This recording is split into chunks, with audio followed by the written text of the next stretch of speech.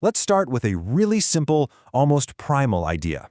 Just imagine for a second a world where every single person's job was absolutely essential for the survival of everyone else. So today, we're going to explore a pretty provocative way of looking at our economy. It's a framework that splits every role into one of two camps: producers and parasites. And trust me, it's a lens that's going to force us to ask some really tough questions about what value actually is.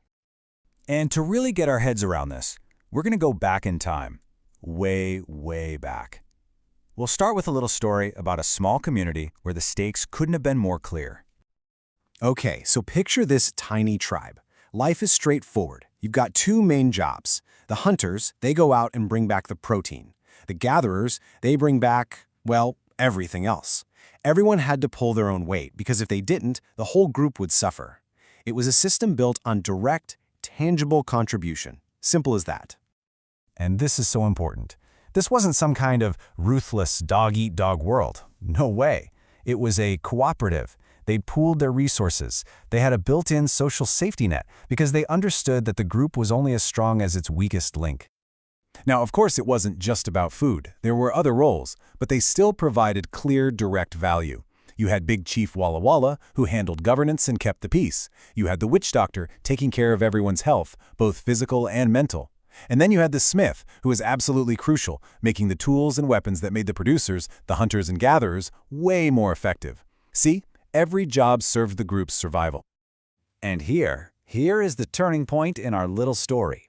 A totally new role appears. The chief, well, he gets tired of counting his own beans, so he hires someone to do it for him.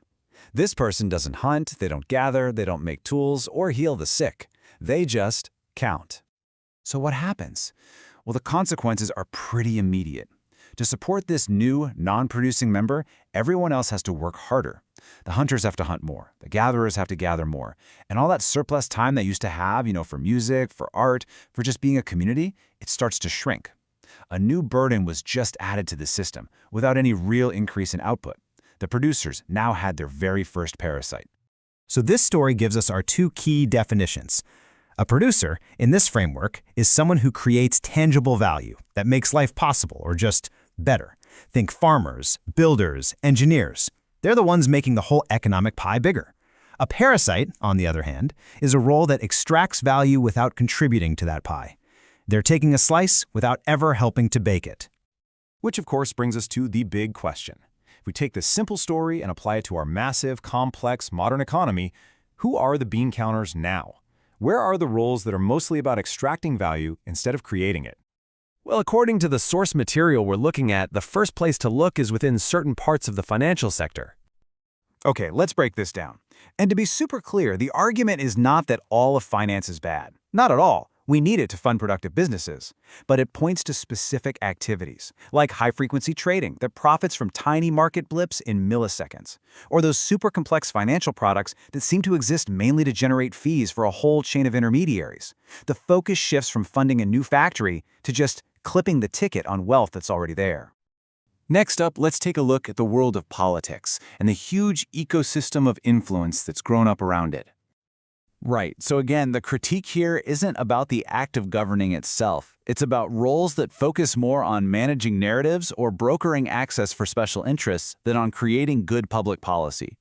We're talking about things like corporate lobbying, where the goal is to bend the rules for a private benefit rather than creating value for the public as a whole. From the halls of government, we now turn to the hallways of big corporations and law firms. Here, the argument is that a ton of complexity has been created that doesn't necessarily produce any real value. Think of legal battles that only exist because the regulations are so convoluted. Or that internal corporate bureaucracy, what the source calls KPI theater, where everyone's just focused on hitting metrics that look good on paper but don't actually improve the product or service.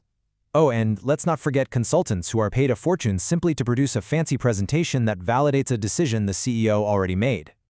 And for our final category, let's look at marketing and all the middlemen who sit in between transactions. The key distinction here is between providing useful information and just capturing attention. The source highlights things like surveillance-based advertising that tracks our every move, not really to inform us, but to persuade us.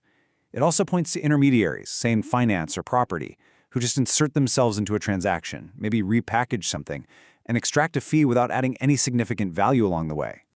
So let's bring it all together. The fundamental idea, the thing that underpins this entire framework, is this difference between value creation and value extraction. Value creators are the ones making the economic pie bigger for everyone: the farmers, the engineers, the teachers, the builders. Value extractors, according to this lens, are the ones who master the system to claim a larger slice of that existing pie for themselves, often shrinking the share that's left for everyone else. And this leaves us with one last massive question to chew on. What is the true purpose of an economy? Is it just to grow, no matter how that growth happens or who benefits? Or is it to support the well-being of the producers, the people creating the actual tangible value we all depend on? It really gives you a new lens to ask, who out there is baking the pie, and who is just taking a slice?